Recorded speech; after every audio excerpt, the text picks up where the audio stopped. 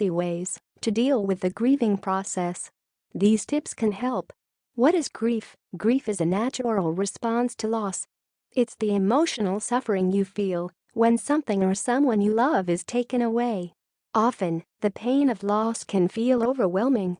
You may experience all kinds of difficult and unexpected emotions, from shock or anger to disbelief, guilt, and profound sadness. The pain of grief can also disrupt your physical health, making it difficult to sleep, eat, or even think straight. These are normal reactions to loss, and the more significant the loss, the more intense your grief will be. Coping with the loss of someone or something you love is one of life's biggest challenges. You may associate grieving with the death of a loved one, which is often the cause of the most intense type of grief, but any loss can cause grief, including, even subtle losses in life, can trigger a sense of grief. For example, you might grieve after moving away from home, graduating from college, or changing jobs. Whatever your loss, it's personal to you, so don't feel ashamed about how you feel or believe that it's somehow only appropriate to grieve for certain things. If the person, animal, relationship, or situation was significant to you, it's normal to grieve the loss you're experiencing. Whatever the cause of your grief, though, there are healthy ways to cope with the pain that, in time, can ease your sadness and help you come to terms with your loss, find new meaning, and eventually move on with your life. The grieving process. Grieving is a highly individual experience. There's no right or wrong way to grieve. How you grieve depends on many factors, including your personality and coping style, your life experience, your faith, and how significant the loss was to you. Inevitably, the grieving process takes time. Healing happens gradually, it can't be forced or hurried, and there is no normal timetable for grieving. Some people start to feel better in weeks or months. For others, the grieving process is measured in years. Whatever your grief experience, it's important to be patient with yourself and allow the process to naturally unfold. How to deal with the grieving process. While grieving a loss is an inevitable part of life, there are ways to help cope with the pain, come to terms with your grief, and eventually find a way to pick up the pieces and move on with your life. Acknowledge your pain. Accept that grief can trigger many different and unexpected emotions. Understand that your grieving process will be unique to you. Seek out face-to-face support from people who care about you. Support yourself emotionally by taking care of yourself physically. Recognize the difference between grief and depression. The stages of grief. In 1969, psychiatrist Elizabeth Kubler-Ross introduced what became known as the 5 stages of grief. These stages of grief were based on her studies of the feelings of patients facing terminal illness, but many people have generalized them to other types of negative life changes and losses, such as the death of a loved one or a breakup. The 5 stages of grief. Denial. This can't be happening to me. Anger. Why is this happening? Who is to blame? Bargaining. Make this not happen, and in return I will. Depression. I'm too sad to do anything. Acceptance. I'm at peace with what happened. If you are experiencing any of these emotions following a loss, it may help to know that your reaction is natural and that you'll heal in time. However, not everyone who grieves goes through all of these stages, and that's okay. Contrary to popular belief, you do not have to go through each stage in order to heal. In fact, some people resolve their grief without going through any of these stages. And if you do go through these stages of grief, you probably won't experience them in a neat, sequential order, so don't worry about what you should be feeling or which stage you're supposed to be in. Kubler-Ross herself never intended for these stages to be a rigid framework that applies to everyone who mourns.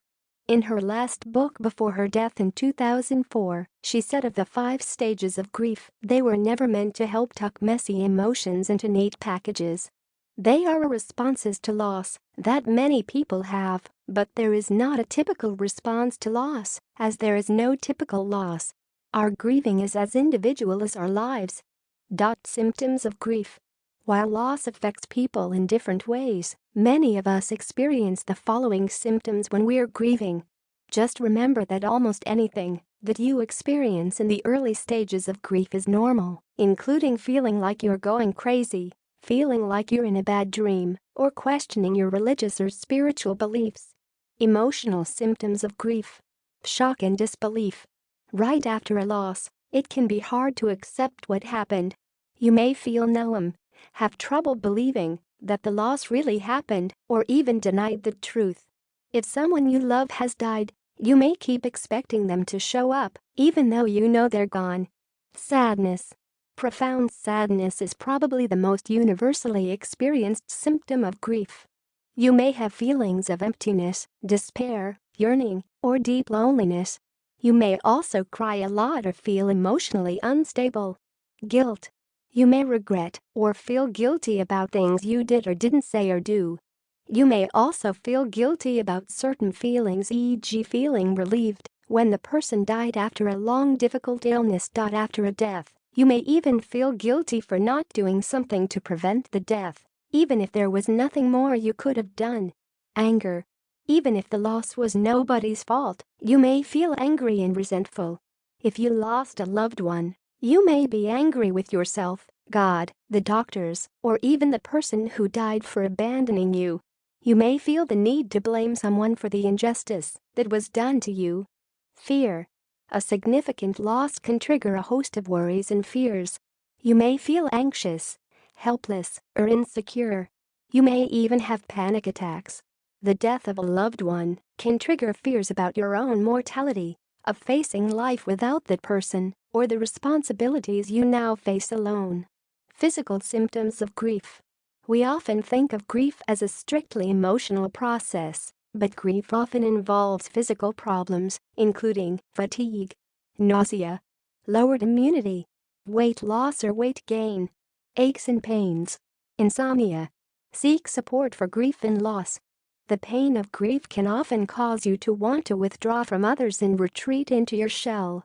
But having the face-to-face support of other people is vital to healing from loss. Even if you're not comfortable talking about your feelings under normal circumstances, it's important to express them when you're grieving.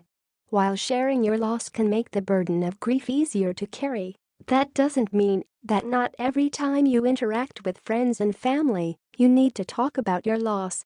Comfort can also come from just being around others who care about you. The key is not to isolate yourself.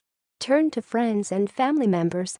Now is the time to lean on the people who care about you, even if you take pride in being strong and self-sufficient. Rather than avoiding them, draw friends and loved ones close, spend time together face to face, and accept the assistance that's offered. Often, people want to help, but don't know how, so tell them what you need, whether it's a shoulder to cry on, help with funeral arrangements, or just someone to hang out with. If you don't feel you have anyone you can regularly connect with in person, it's never too late to build new friendships. Accept that many people feel awkward when trying to comfort someone who's grieving. Grief can be a confusing, sometimes frightening emotion for many people, especially if they haven't experienced a similar loss themselves. They may feel unsure about how to comfort you and end up saying or doing the wrong things. But don't use that as an excuse to retreat into your shell and avoid social contact. If a friend or loved one reaches out to you, it's because they care. Draw comfort from your faith. If you follow a religious tradition, embrace the comfort its mourning rituals can provide. Spiritual activities that are meaningful to you, such as praying, meditating, or going to church, can offer solace. If you're questioning your faith in the wake of the loss, talk to a clergy member or others in your religious community. Join a support group. Grief can feel very lonely, even when you have loved ones around. Sharing your sorrow with others who have experienced similar losses can help. To find a bereavement support group in your area, contact local hospitals, hospices, funeral homes, and counseling centers, or see the resources section below. Talk to a therapist or grief counselor. If your grief feels like too much to bear, find a mental health professional with experience in grief counseling. An experienced therapist can help you work through intense emotions and overcome obstacles to your grieving. Take care of yourself as you grieve. When you're grieving, it's more important than ever to take care of yourself. The stress of a major loss can quickly deplete your energy and emotional reserves. Looking after your physical and emotional needs will help you get through this difficult time. Face your feelings. You can try to suppress your grief, but you can't avoid it forever. In order to heal, you have to acknowledge the pain. Trying to avoid feelings of sadness and loss only prolongs the grieving process. Unresolved grief can also lead to complications such as depression, anxiety, substance abuse, and health problems. Express your feelings in a tangible or creative way. Write about your loss in a journal. If you've lost a loved one, write a letter saying the things you never got to say, make a scrapbook or photo album celebrating the person's life, or get involved in a cause or organization that was important to your loved one. Try to maintain your hobbies and interests. There's comfort in routine, and getting back to the activities that bring you joy and connect you closer to others can help you come to terms with your loss and aid the grieving process. Don't let anyone tell you how to feel, and don't tell yourself how to feel either. Your grief is your own, and no one else can tell you when it's time to move on or get over it. Let yourself feel whatever you feel without embarrassment or judgment. It's okay to be angry, to yell at the heavens, to cry or not to cry. It's also okay to laugh, to find moments of joy, and to let go when you're ready. Plan ahead for grief triggers. Anniversaries, holidays, and milestones can reawaken memories and feelings. Be prepared for an emotional wallop and know that it's completely normal.